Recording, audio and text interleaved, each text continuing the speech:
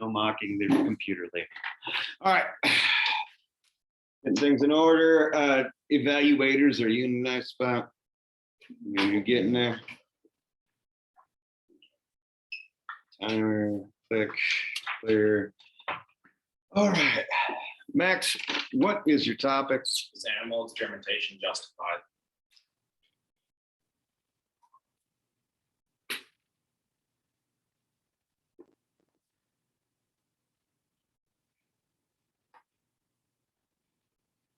All right, audience, are you ready? Max, are you ready? Yep. And proceed. Today I'll be discussing the morals of animal experimentation with all of you. There are two sides, a side that is for and against, and they're very clear and defined. The side that is for animal experimentation states that scientists justify animal use in medical research because the benefits to human health outweigh the cost or harm to animals, as stated by Koo in 2018. So this is one side of animal experimentation, versus the other side, which is by PETA in 2021, which states that animal experimentation is completely irrelevant to humans and actually just morally wrong if we're not willing to experiment on humans as well. However, in recent years, it has been very hard for scientists and the whole world population to move away from animal experimentation because of the need for improving healthcare and the demand for advancements to be made. Today, I'll be discussing both sides with you, but I will start with the good parts of it. In 2016, there were 8 first-in-class drugs passed due to animal testing alone. That's from Koo in 2018 as well. These drugs are any drugs that can be given to you by your doctors, or could be headache relief, could help you with cancers, or any drugs that can be given to you. The reason animal testing is so useful is because a lot of animals share the exact same diseases that are in humans. Animals can have cancer, they can possibly have strokes, they can be addicted to various drugs, they can have heart disease. So that's very beneficial for humans to be able to study that. That's from Stanford 2021. In my opinion, the biggest benefit to experimenting on animals is the simple fact that you can experiment on them over their entire lifespan because it's so much shorter than humans. Let's take a mouse, for example. If a mouse lives 10 years, it's a very long time. Versus if you try an experimental drug in a human, it may take up to 100 years to see end-of-life results. Another major benefit of experimenting on, we'll stick with mice, is that they share 98% of their genetic makeup with humans. So 98% of our DNA is shared in mice. So it makes looking at their diseases and our diseases very intertwined. And the reasons humans approve this is because scientists have shown and have proven that it is necessary and it is very useful for them to use animals because, like I said, they've passed drugs, they've made various advancements in the medical field because of this testing. However, there are some pretty horrific things that are done to animals with the testing. In 1970, Peter Singer said that we should not experiment on animals if we're not willing to experiment on humans. And if you think about it, it is kind of true because it is morally wrong for us to experiment on them just because we can. Another point made by PETA in 2021 was that in 1900, the average age of a human was 44. In 2000, it was 77. And that has nothing to do with animal testing. It's from better sanitation, longevity in humans, eating better, and overall just being more aware of a healthier lifestyle. In my opinion, the most horrific thing about animal testing is the AWA, which is the Animal Welfare Act. And this essentially allows scientists to torture, beat, poison, pretty much do anything they want to animals in the name of science, as long as they're proven that it is necessary. That's from PETA 2021 as well. The worst part about these experiments is that 95% of them fail, meaning that 95% of the time when you're doing these things to these animals, they fail in humans. And one example that PETA actually used was if we could experiment on one child to save 1,000, would we? And obviously the answer is of course not, because as humans we know it's morally wrong, so why should we do it to animals? However, there are a lot of bad things. There are still a lot of people trying to move away from animal testing. EPA stated that they want to cut animal testing by 30% by 2025. They're also going to put $4.25 million towards developing new ways of testing that doesn't involve animals. That's from the New York Times in 2019. And the reason they're doing this is a simple lack of support. In 2002, there were 63% of US citizens supported animal testing. That versus a very decreasing 51% in 2016 just shows how many people are beginning to be against animal testing. That's from Koo in 2018. However, there are still those who are very for it, such as Jennifer Sass in the New York Times. Sass believes that the reason animal testing is so vitally important is because you can't replace living cells with something that's made up in a petri dish that is not living.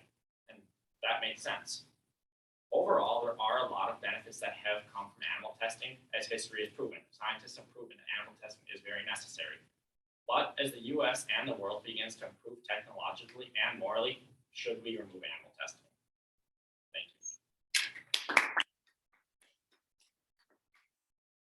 you. 456.88. 457.55. Hey, we're within a second. Yeah.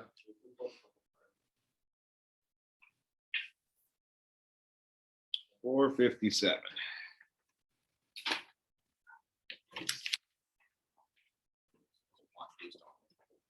Now I'll take it. Kind of fast backwards on that.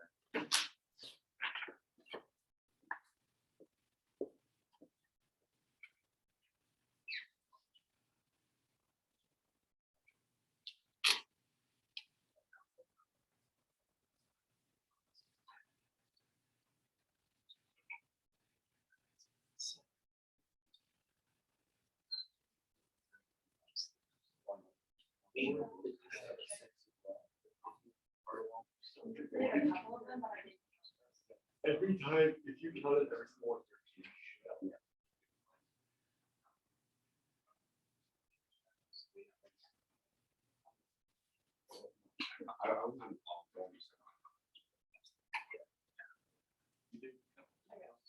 Yeah.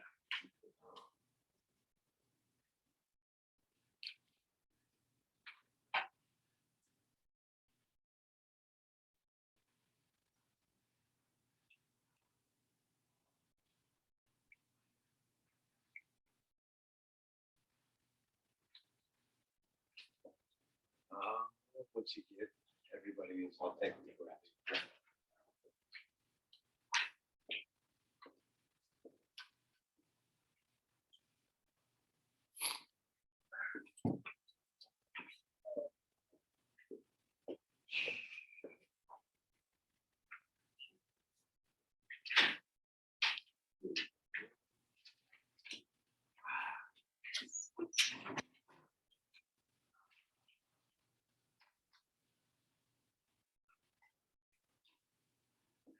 For the record, completely forgot about rolling the die Doom yesterday and get your topics completely. Then out of nowhere, that alarm that I set right in front of class pops on.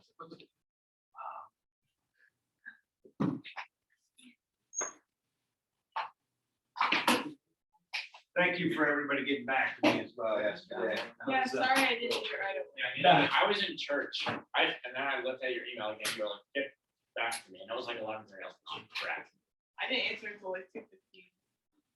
I was paranoid, and to be quite honest, I'll tell you. I have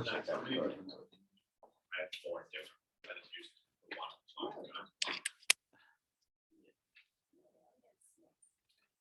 I had 4 different ones, but I used the Koo. So did you use like multiple different ones of PETA, like a Yeah, I use PETA a 21, bunch. yeah, that, I counted all of those. They're all one. PETA article from the 1930s, cool, check. 21, check, 22, check. the 90s.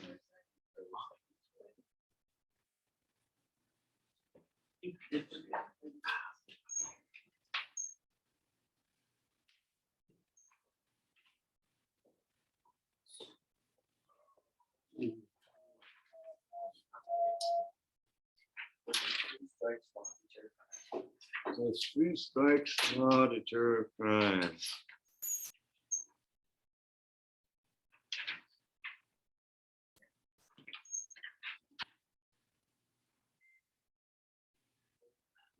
They took your time to do that, I guess.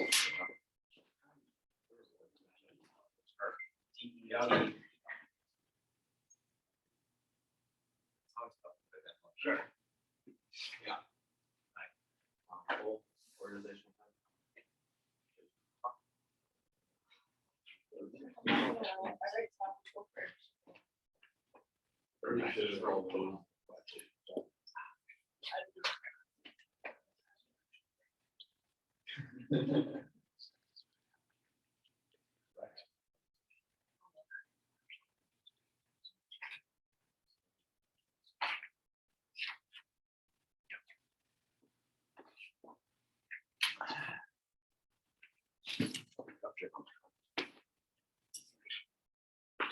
Okay, check, getting things in place. Boom, boom, boom. Should be at this point.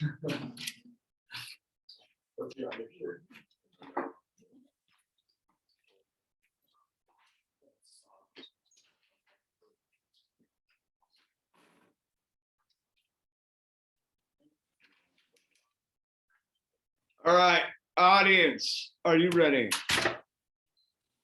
Connor, are you ready? Yep. And proceed. Well, California and New Jersey have a 3 strikes law in place, and it was originally made to help deter crime, but evidence has shown that it doesn't really do that very well, and some people think it's unconstitutional in itself. The Legal Information Institute defines the 3 strikes law as criminal sentencing structure in which significantly harsher punishments are imposed on repeated offenders. So if you commit a felony, get out, commit another felony, your second punishment for that sentencing is going to be much harsher simply because you have committed another felony. This Poland law article, a Poland law article, showed how between 1994 and 2012, California had used any felony to impose the 3 strikes law. And in 2012, they changed that to only serious or violent crimes. Serious crimes would be crimes such as robbery, burglary, things like that, where your violent crimes would be murder, arson, and more of those damaging crimes.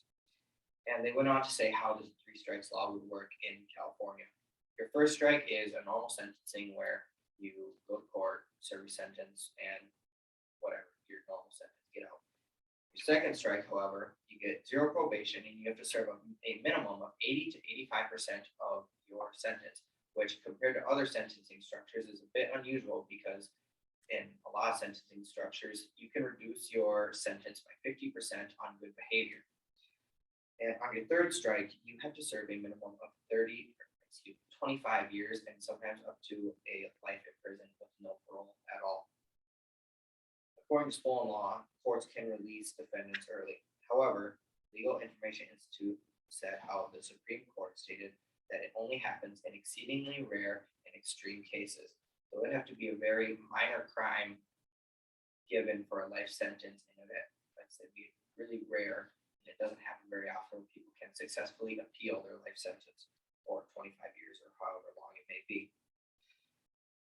The Legal Information Institute also went on to say how it can be viewed as unconstitutional due to the fact that the 8th Amendment says that the U.S. can't impose cruel and unusual punishment in their sentencing. And when people have been given life in prison for stealing a slice of pizza, things like that have actually happened, and people have considered that violating our 8th Amendment right. Now, when it comes to evidence of actually deterring crime, there's been evidence that shows that it doesn't deter crime at all whatsoever.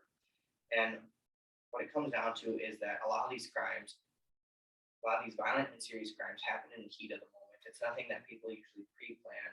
And when it's in the heat of the moment, people aren't exactly thinking like, oh, I'm going to be given one of these strikes. I want my last strike. It just happens.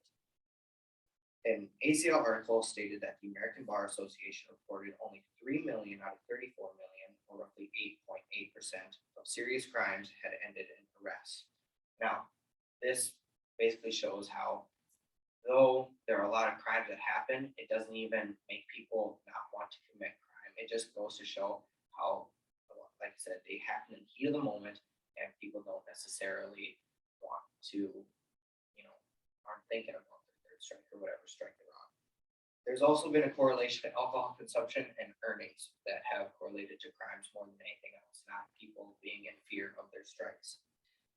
A study done at the University of California, Riverside showed that alcohol and earning reflect violent crimes within 1 to 2 years post after they have seen the fluctuation of what's happening. So for example, when alcohol consumption goes up and earning wages go down, then people have been shown to have more crimes. Where when alcohol consumption goes down and earning wages have gone up, 1 to 2 years later, crimes have started to have been on the decline. And this pattern has been very consistent for many years. Another reason why I won't exactly deter crime is because when people commit their third strike, ultimately they have nothing to lose in terms of trying to get out of whatever they can. So in some cases, it can cause more damage because people know that they're ultimately going to get a life in prison for something that won't necessarily give them a normal life sentence in most cases. Overall, the 3 strikes law hasn't really deterred crime at all, and it really should be put an end to, because it doesn't even give judges their duty to ensure justice for the crime committed. And it has given out many, many unnecessarily life sentences to people that haven't been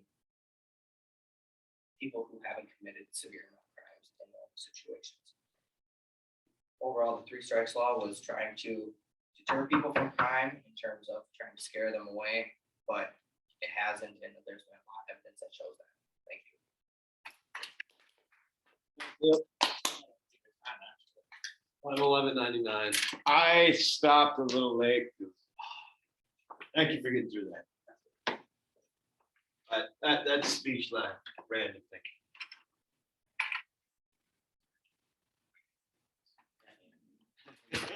Nice job. We should have saw people jump. No. Yeah. Just stand there and wait for the.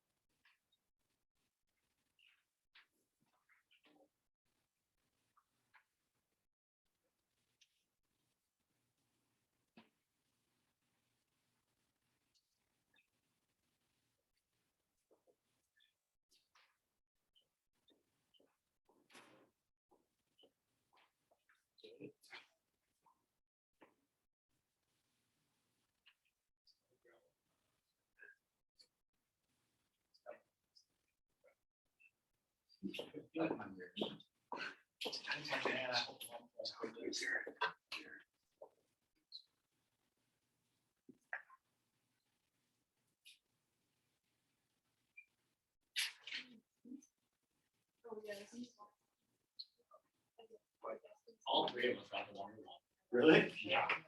Well, I had a different one I wanted more, but this one was the second option. I the diet. I had 100 reasons I wanted this one. Yeah. I did not want the one Molly had because I already saw it.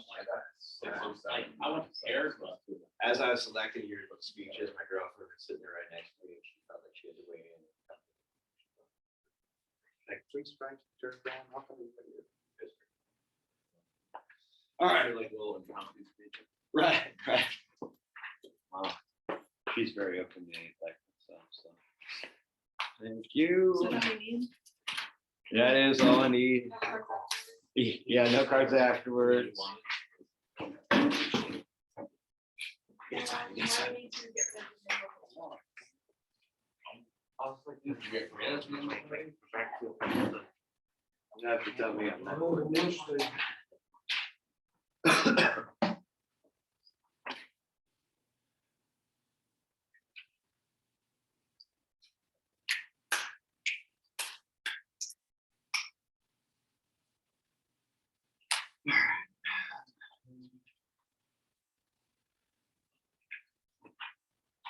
We gotten our evaluation back to Connor. Excellent. We got plenty of time left for you to get through Abby's speech, and then I'll roll the die doom for you 3 tomorrow. Or I'll even let you roll it, just so we can have more buy-in. Now, Abby, what's your topic? why we need to get rid of minimum wage laws.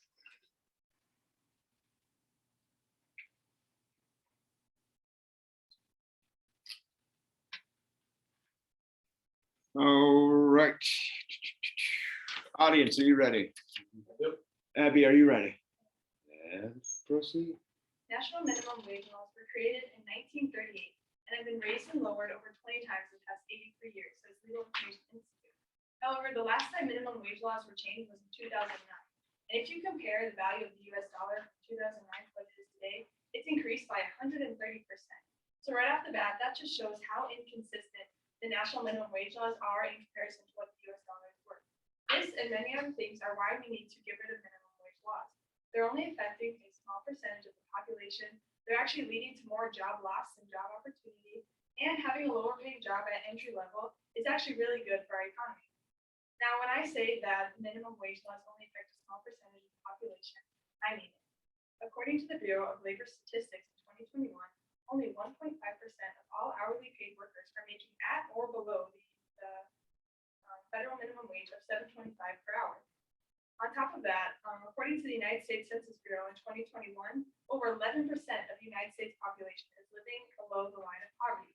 So obviously these statistics don't really match up. If only 1.5% is making below minimum wage and 11% is living in poverty, what's happening to that other percentage? Well, they're jobless. Most of these people are either without a job or working illegally for a lower amount of money anyways. With that, just under half of the people who are making minimum wage or lower are under the age of 25. And this statistic is really important because people under the age of 25 are in that range of high school to college age. And so they are not living off of their own income most of the time. Most of the time they're living off of what their parents are making, and their minimum wage income is their secondary source of what they have to go out with friends or to do fun activities. And so this is hard to look at with statistics because it shows that they aren't really under that line of poverty. They have a household income that they're living off of, but because of the minimum wage that they're making, it's hard to put them in that line of poverty. Now, these kids aren't having to provide for themselves. However, there are a lot of people out in the world that do need to provide for themselves, and they need to provide for their families. In the previous article by Carter, it said if minimum wage laws were repealed, the vast majority of U.S. workers would not have their wages affected. And this is because of the competitive nature of the job market in America. There are people who are competing for jobs all throughout the United States. And because of that competition that we have, most minimum wage jobs or there aren't very many minimum wage jobs anyways. Most jobs are above the minimum wage because people are competing for those positions. And this is also true for the people who don't have a job. If there aren't any jobs available for below minimum wage, a lot of these people that have low skills aren't going to be able to get a job in the first place because there isn't anything available for their specific skill set. Because there's no opportunity for these people to get a job at minimum wage, their minimum wage becomes zero because they don't have a job and they don't have any way of making money. And so it doesn't matter what the minimum wage is because to them, they don't have one. And also a lot of the big problems that are happening today is because of the advancements in technology. A lot of business owners are able to replace those low paying minimum wage jobs with a machine or something that's going to be more cost efficient for the business. The Congressional Budget Office in 2020 predicted that if minimum wages were to increase, poverty levels and unemployment levels would increase as well. And this is because as you increase that minimum wage, you have less and less job opportunity for that lower level. And as the minimum wage goes up, the more cost efficient it is for business owners to get things like technology or to give the job to somebody else that is already employed. And as soon as the minimum wage goes up, business owners are having to cut out positions of their institutions. And so a lot of these people are going without jobs, they're losing their jobs, and it's really detrimental to a lot of these lives of people in poverty. Along with that, there are also a lot of benefits to having a lower paying rate at that entry level jobs because these people are so willing to work and they have this need to get a job done, and they'd be willing to develop the skills necessary to become better at their job and to move up in the hierarchy later on in their life and get better at the job. And also this gets rid of the mentality of complacency at an early level job, especially with younger people. If you pay them too much right away, they won't have the desire to move up in the ranks and to get better at the job that they're doing. So all in all, national minimum wage laws are doing more harm than good, and they're only affecting a small percentage of the population. They're leading to a lot of job loss, and having a lower pay at the entry level is actually beneficial to our economy. So we need to abolish minimum wage laws.